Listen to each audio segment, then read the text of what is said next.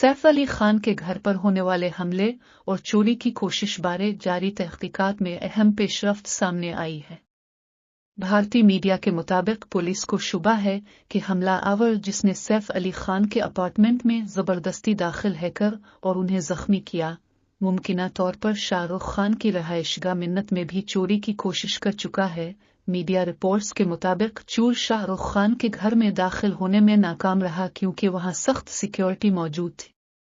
सैफ अली खान पर हमले के बाद पुलिस ने शाहरुख खान के बंगले का दौरा भी किया ताकि इस मामले की मजीद तहकीकात की जा सके। बताया जा रहा है कि 14 जनवरी को मिन्नत के करीब मशकूक हरकत देखी गई थी। एक शख्स को शाहरुख खान के घर के अकब में वाक़े रेस्ट हाउस के करीब 6 से 8 फुट लंबी लोहे की सीढ़ी के जरिए इहाते का जायजा लेते हुए देखा गया था।